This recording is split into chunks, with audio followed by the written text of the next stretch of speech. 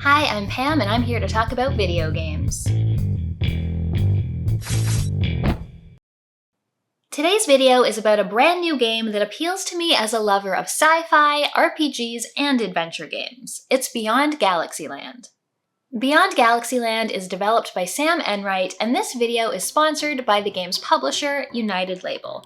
I'm going to be telling you a bit about the game and some of the cool systems it incorporates, and giving you my thoughts on my time with it. All of the opinions are still my own. If Beyond Galaxyland looks interesting to you, you can check out a link to it in the description below. Beyond Galaxyland is a 2.5D adventure RPG with gorgeous retro pixel graphics and a story inspired by classic sci-fi movies. It offers a little bit of everything: turn-based combat with a touch of timing, platforming, scannable and capturable enemies, crafting, exploration, quests, and a deep and immersive story. The game is out now for PC, PS4 and 5, Xbox Series X and S, Xbox One, and Nintendo Switch. I played this on an Xbox Series X. In Beyond Galaxyland, you play Doug, a normal young man living on modern-day Earth. After some kind of school event, Doug and his friend Rosie arrive at his home, where he's promised that she'll get to meet Boom Boom. Boom Boom is a guinea pig. But before that can happen, Rosie disappears, and Doug encounters a person who just doesn't seem right. After a chase and a close call, Doug finds a mysterious portal, which is how he ends up in Galaxyland, a collection of planets operated by the megacorporation Dreamcore. Some helpful bots share that the Earth was being overrun by a force called the End, and anyone who didn't escape through one of Dreamcore's portals is likely dead. Doug should enjoy his new home and be thankful he was saved by such a benevolent corporation.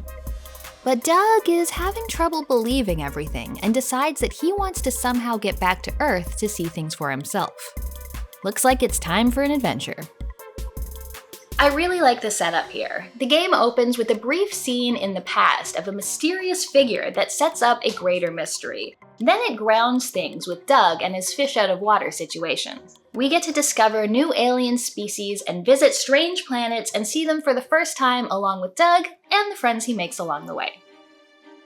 Martybot is a Dreamcore employee and is tasked with getting Doug settled before he retires. And Boom Boom made it through the portal too.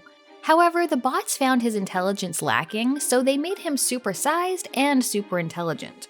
Boom Boom now wields a pistol, dresses like Han Solo, and seems to be in the midst of an existential crisis.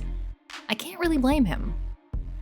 The writing is very enjoyable, capturing Doug's shock and sadness at the situation, while at the same time being quite tongue-in-cheek and amusing. They go to Doug's new home planet and find out that things are dangerous here. Combat takes place in active time, turn-based combat. Each character in your party has a selection of attacks, utilities, and skills to use from. When doing a normal attack, you'll need to rapidly press A. When being attacked by an enemy, you need to time your use of defend to reduce your damage taken. But it's not just combat where you need to worry about enemies. You'll see hostile creatures out in the world, and if you're quick and sneaky, you can get in the first hit before combat even starts. You can also try to avoid them if you want. One of the things that most excited me as I was playing is that there's a photography mechanic. I love being on the lookout for new critters. You can photograph various creatures out in the world, which will give them an entry in your photo album, reveal their strengths and weaknesses, and show you their health in combat. You can scan friendly species too. I loved collecting photos and data on every kind of creature out there. You can even find side quests from people who will pay you for certain pictures.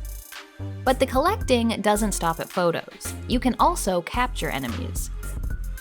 Captured enemies can be equipped and summoned to make use of their particular abilities in combat. And these captured creatures level up with your characters, gaining new abilities as they go. All of these things give your party of characters a wide range of combat options to use against everything from hostile critters to epic boss fights against huge machines or space dragons. You can also buy, find, or craft new gear like weapons, armor, and artifacts.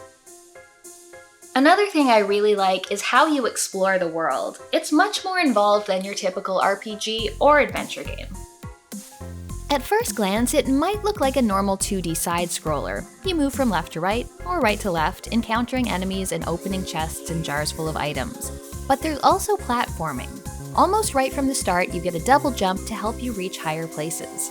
As you explore, you'll find areas where you need to figure out the right path forward and jump your way up to items to complete quests.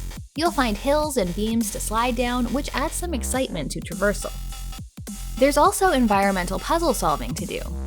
You can use Boom Boom's pistols to shoot targets, and you'll need to figure out how to power up long-abandoned machinery by creating paths for objects to travel. The player movement really does add something special to the game. There are frequent areas where you can travel between the foreground and the background of a screen, adding to your traversal options and giving the world a satisfying depth. The pixel art style here is very cool, particularly in the environments. I love when the angle of your perspective changes, giving you a different glimpse of the world. The camera often pans and zooms as characters are talking, making everything more dynamic. And the lighting effects are quite stunning at times. The music really adds to everything as well, with interesting electronic beats. It doesn't take too long before Doug and company get a ship, and you're allowed to explore the various planets of Galaxyland and the space in between them. I really enjoy the ship aspect, being able to choose what planet to travel to, whether it's an ice planet, jungle, or vast cityscape. They all have interesting people to meet, quests to complete, and enemies to fight. Your ship is also where you're able to talk to any of your party members, learning more about them and what they think of the current situation. I always really enjoy the moments when you get to reconnect with your crew between adventures. In my time with Beyond Galaxyland, I was continuously surprised and delighted with new mechanics, gameplay elements, and characters being introduced. I really enjoyed my time with Beyond Galaxyland. I find the pixel art and perspective really appealing, and I love finding out where the story was going and where Doug and his friends would find themselves next. The blending of turn-based combat and timing actions with platforming and environmental puzzle solving really worked for me to keep the gameplay engaging. And the creature photography and collection is just the icing on the cake. If this all sounds like fun to you, you can check out Beyond Galaxyland using the link in the description below. If you want to see more, check out one of my other videos linked here. I have a Patreon if you want to support the channel. Thanks for watching, and I'll see you next time.